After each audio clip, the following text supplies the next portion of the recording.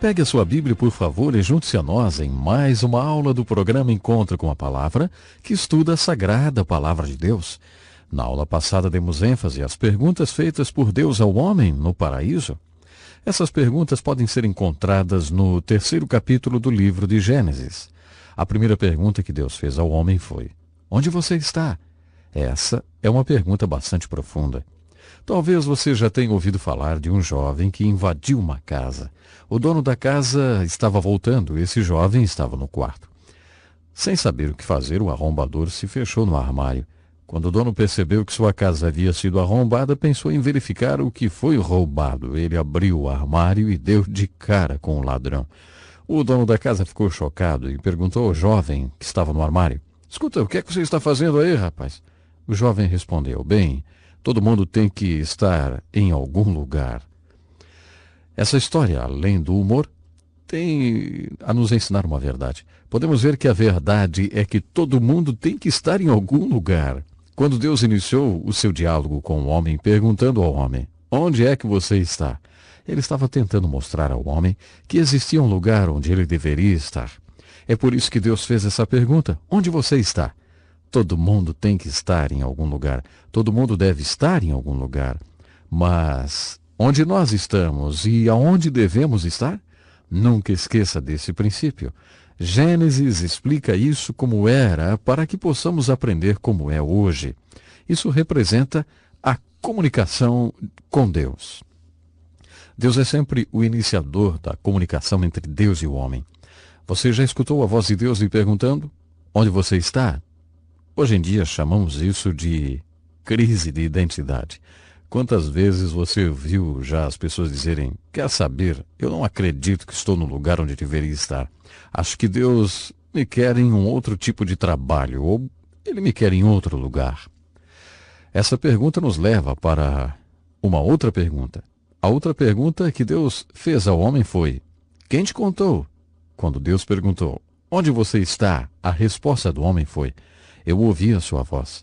Não estou tão distante assim que não possa ouvi-lo, mas quando ouço a sua voz, fico amedrontado, pois sei que se continuar ouvindo a sua voz, minha nudez ficará exposta. Eu não quero ser visto nu, por isso estou me escondendo. É aqui que eu estou, escondido. Já ouvi psiquiatras dizerem que esse é um bom comentário sobre a natureza humana. Um terapeuta habilidoso tenta auxiliar as pessoas a enxergarem a verdade que irá livrá-los de seus problemas. Os terapeutas dizem que a única coisa que não queremos enfrentar é a verdade. É muito difícil fazer com que eles enxerguem a verdade que os libertará. E é por isso que eles se escondem. Nós nos escondemos de várias maneiras. Trabalhamos demais, jogamos demais, dormimos demais, comemos demais, fazemos tudo demasiadamente, bebemos demais e usamos drogas demais nesse mundo. Tudo porque estamos tentando nos esconder de um Deus que nos ama e que está querendo nos colocar no lugar onde realmente deveríamos estar. Então ele nos faz perguntas como: onde você está? E todos nós talvez poderíamos responder: eu ouvi a sua voz, mas ela me assusta porque sei que vai expor a minha nudez, então eu me escondo. Essa segunda pergunta é a minha favorita. Quem te contou? Quando o homem responde a Deus: eu estou nu, Deus pergunta: quem te contou que tu estavas nu? Em Gênesis capítulo 3, versículo 7, quando eles comeram do fruto da árvore proibida, logo depois está escrito: e eles souberam que estavam nus. Deus ainda não tinha começado a falar com eles, mas eles já sabem que estão nus. Deus está voltando àquele ponto no versículo 7. E está dizendo nessa segunda pergunta: voltando um pouco atrás, quando vocês souberam que estavam nus, quem disse a vocês que vocês estavam nus, hein? Eu não acredito que Deus queria dizer com essa segunda pergunta que nós ouvimos vozes. Você alguma vez já falou: Deus me disse? Quando você fala: Deus me disse, alguém pode lhe dizer: nossa, eu sempre quis saber como era a voz dele. Era uma voz masculina ou feminina? Era uma voz alta ou baixa, grave ou aguda? Você não está dizendo literalmente que ouviu uma voz. Provavelmente seria melhor que não ouvíssemos vozes, mas será possível para nós ter certeza de que foi Deus quem falou conosco? É interessante notar que, em hebraico, a pergunta foi literalmente: quem fez com que vocês soubessem? E não Quem te contou? Então é possível para você ter certeza de que Deus fez você saber alguma coisa? Pode apostar que sim. Claro. Um pastor amigo foi pastor de uma igreja perto de uma base naval. Era como se fosse um capelão da marinha. Ouviu muitas histórias de guerra, e eu quero aqui contar uma dessas histórias, porque elas ilustram algumas coisas aqui. Essa é sobre uma esquadra de navios que se encontraram nos anos 40, da maneira que costumavam se encontrar, sob total sigilo. A missão era tão secreta que ninguém sabia do que se tratava. Dentro de um cofre no navio principal estavam guardadas as ordens. No terceiro dia, no mar, o capitão teria que abrir o cofre e só então toda a esquadra saberia qual era a missão. Ainda no segundo dia, no mar, houve uma grande tempestade. No terceiro dia, os navios estavam todos espalhados no mar. Um dos menores navios estava à deriva. Eles não conseguiam ver nenhum outro navio. Depois de quase uma hora, eles avistaram um grande cruzador no horizonte. O pequeno barco fez um sinal para o cruzador. "Onde estamos?" E o cruzador respondeu com o sinal. "De onde vocês vieram?" O navio retornou o sinal.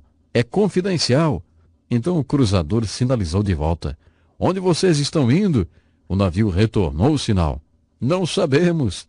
Depois de uma longa pausa, o cruzador transmitiu a seguinte mensagem: "Se vocês não sabem de onde vieram e não sabem para onde estão indo, não precisam saber onde estão." Um dos grandes problemas que estão sendo descritos em Gênesis é o problema da direção. Isso mesmo, da direção. Houve um tempo em que tínhamos absolutos morais, vamos dizer assim. Então, quando removemos esses absolutos morais, a ética corrente é o que chamamos de ética de situação. Tudo é relativo. Quando eu era criança, eu sempre tive absolutos. Talvez eu até tenha reagido contra eles, mas eles sempre estiveram lá. Como pastor e conselheiro de jovens, eu descobri que muitos deles não têm absolutos morais. E sem absolutos morais, eles não sabem de onde vieram, nem para onde estão indo, e certamente eles não sabiam onde estavam. A segunda pergunta, quem lhes contou, me lembra de outra história. Essa história é a respeito de navios britânicos em manobra de exercício. O navio comandante dessa esquadra sinalizava um retorno rápido pela direita, mas um grande cruzador perdeu a mensagem.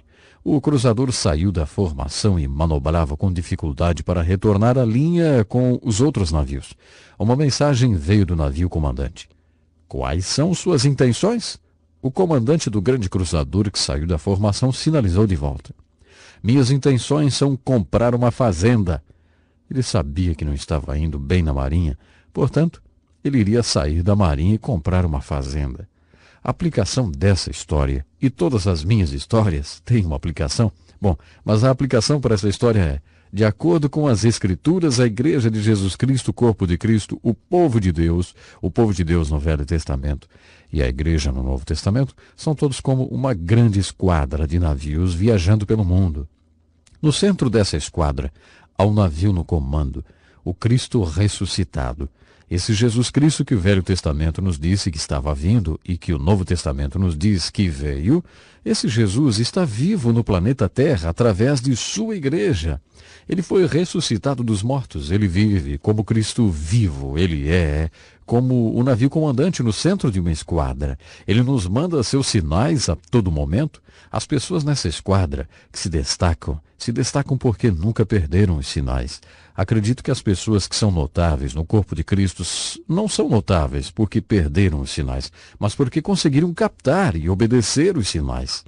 Se você perder alguns sinais, você não tem como comprar uma fazenda ou abandonar a fé. Se você perder os sinais, o trabalho de Deus continuará perfeitamente sincronizado, mas você estará andando em círculos fora da formação. A moral da história é: mantenha seus olhos no navio comandante, receba os sinais que vêm de Deus, pois o propósito da primeira pergunta, onde está você, é simplesmente isso. O homem está perdido. A primeira coisa que um homem perdido deve saber, para que seja encontrado, é que ele está perdido. Deus quer que o homem perdido saiba que está perdido e confesse que está perdido. É por isso que ele faz essa pergunta: onde está você? Você percebe quanto você está perdido? Isso não apenas descreve o homem como ele era, mas como a humanidade é hoje.